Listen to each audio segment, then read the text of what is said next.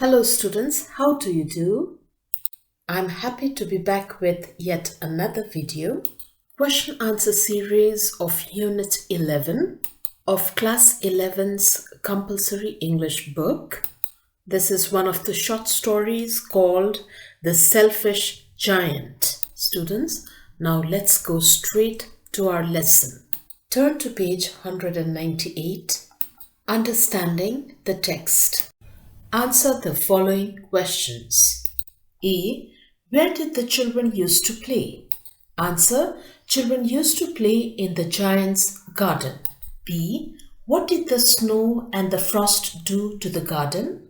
The snow covered up the grass with her great white cloak, and the frost painted all the trees that they looked like silver. C. What did the giant hear when he was lying awake in bed? One day, when the giant was lying awake in bed, he heard some lovely music. D. Why do you think spring season never came to the giant's garden? Answer. The spring season never came to the giant's garden because he was selfish and did not allow the children to play in his garden. He even built a big wall around his garden in order to prevent the children from entering it. E. How did the giant realize his mistake? Answer. When one day there was again spring in the garden, there were fruits on the trees, birds singing, flowers blooming in his garden. When he saw how that was possible, he found the children had returned and there was a child sitting in every branch of the tree. But there was still winter in one corner of the garden. There he saw a small child who could not climb the tree, although the tree bent down its branches to help him to climb the tree. Seeing this, the giant realized how selfish he had been. The giant's heart melted. He carried the child, lifted him up, and put him on the branch of the tree. The child was so happy to sit on the branch of the tree that he opened his arms and kissed the giant, saying thank you. The giant felt so happy for the first time in his life. Hence, he realized his mistake and he even kicked with his legs and broke down the wall he had built around his garden. Next, reference to the context. A. Read the extracts given below and answer the questions that follow. A. How happy we were there, they said to each other. 1. Where does there refer to? Answer. There refers to the giant's garden where the children used to play after school. 2. Where does they refer to? Answer. They refers to the children who used to come and play in the giant's garden after school. 3. Why are they saying so? Answer. They were saying so because they weren't allowed to play in the giant's garden. B. I have many beautiful flowers, he said, but the children are the most beautiful flowers of all. 1. Who is the speaker? Answer. The speaker was the giant who wasn't selfish anymore. After allowing the children to play in his garden by breaking the walls which he had built around it, he used to watch the children play by sitting on his armchair. So he said the above statement at this time. 2. Who is he speaking to? Answer. He was speaking to himself. 3. Who are the children that the speaker is referring to? Answer. The children that the speaker was referring to were those innocent school-going small children who used to go and play in the giant's garden after their school. 4. Why is the speaker saying that the children are the most beautiful flowers of all? The speaker, who was the giant, was saying that the children are the most beautiful flowers of all, as they brought so much joy and happiness in the garden. The garden looked so attractive with these innocent little children shouting, playing, and running about. See, when the little child smiled at the giant and said to him, "You let me play once in your garden. Today you shall come with me to my garden, which is paradise." Shortly afterwards, the happy giant dies. What is the coincidence of this event? Describe it in relation to this fairy tale. Let's go back to the background story of this fairy tale. At the beginning, when the giant returns after staying at his friend's house, he gets very angry to see the children playing in his garden. He shouts at them and they all run away from the garden. Then the giant builds a big wall around the garden so that no one can enter there. But the giant finds that when the spring season came, the children entered his garden through a hole and they were playing there. There was spring all around, but only in a corner there was still winter. When he goes to that corner or nook, there he sees a small child who is trying to climb the tree, but he cannot reach its branches. He feels so sorry for the child that he lifts the child and puts him on the tree branch. Then suddenly spring comes in that corner too. The giant becomes very happy and then he allows the children to play in his garden. He breaks down the wall that he had built around it. From that time onwards, the children always come there to play, but he never sees that small child whom he had rescued earlier. He asks the children about him, but no one knows anything. Then slowly the time passes by and the giant becomes very old and feeble. One day he again sees this small child playing in his garden, so he hurries to meet him. When he goes close to the child, he sees the mark of the nails on the palm and feet of the child. He feels so angry and asks the child who had hurt him. At that point, the child smiles and says that those were the wounds of love. Then the child says, "You let me play once in your garden.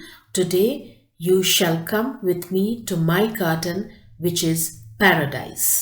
The same day, the children who go to play in the giant's garden find him lying dead under the tree, all covered with white blossoms.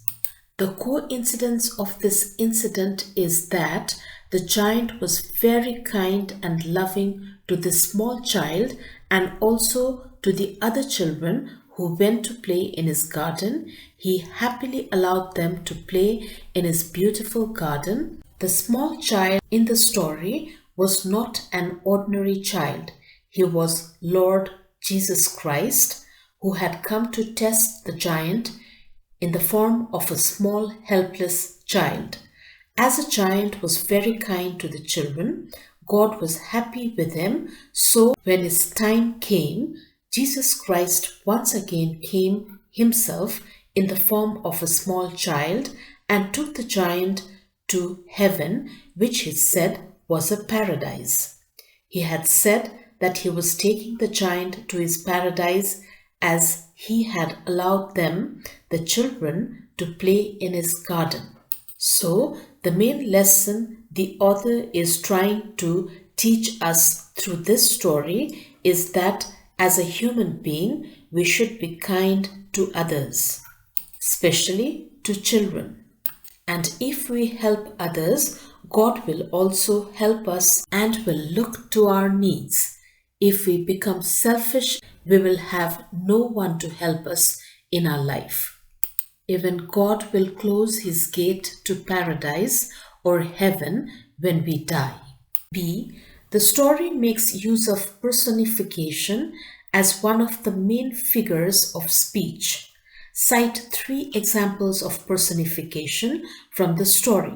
What is the significance of the seasons personified in the story? The word personification means the attribution of a personal nature or human characteristics to something non-human, or the representation of an abstract quality in human form. So, the answer, personification is used in many places in this fairy tale as one of the main figures of speech. The 3 examples are as follows. Number 1, seasons: autumn, summer, winter, and spring. Autumn and winter season are personified as sadness, pain, helplessness, and death. Number 2, whereas spring and summer seasons are personified as happiness, hope, peacefulness, and life. Number 3, flowers are personified as the children. Children are the most beautiful flowers of the garden. It is said in the story. The children are personified as innocence, love, and happiness. See, this story can be read as a fairy tale where the children, the seasons, the tree, the corner of the garden, the snow, the wind, and the frost are all used as symbolism. Interpret those symbols. Symbolism means the use of symbols to represent ideas or qualities.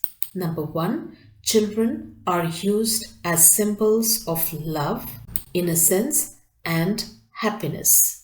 They are also described as the most beautiful flowers in the garden.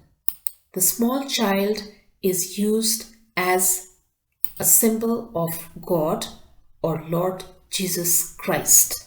Number 2, the seasons are used as the symbols of change or events in our life, like happiness, sadness, gloominess, hope, etc. Number 3, the tree is used as a symbol of kindness, help, love, shelter, and patience. Number 4, the corner of the garden is used as a symbol of suffering, pain, and dark side of life. Number 5, the snow, the wind, and the frost are used as a symbol of pain and suffering in life. They are depicted as the despair and hopelessness in life. D. Which figure of speech is used for winter, frost, snow, north wind, hail, and little child? Who is the little child compared to? Figure of speech is a creative use of language to generate an effect, like for example, metaphor, simile, or metonymy, like winter connected to snow, north wind, hail, frost, etc. Frost is described as frost painted all the trees silver. Snow, the snow covered up the grass with her great white cloak. North wind, he was wrapped in furs, he roared all day about the garden. Hail, the hail rattled on the roof of the castle. He ran round and round the garden as fast as he could go. He was dressed in grey and his breath was like ice. Little child was taken as the representation of Lord Jesus Christ, with marks of the nails on his palm and feet. Now the last part, reference beyond the text. A. What is the main theme of this story? The main theme of this story is love, kindness, innocence, patience, and happiness. B. Does God punish those who are cruel to children and are very selfish? Answer: yes, God punishes those who are cruel to children and to those who are very selfish. Children are very innocent and are the most precious gifts of God. They are also taken as an incarnation of God. They should not be harmed in any ways. God is the guardian angel of all children in this world. In this story, the giant is very selfish and self-centered at the beginning. He builds a high wall around his garden and does not allow the children to play there. As a result, God punishes him and teaches him a lesson. At last, the giant realizes his mistake and corrects himself.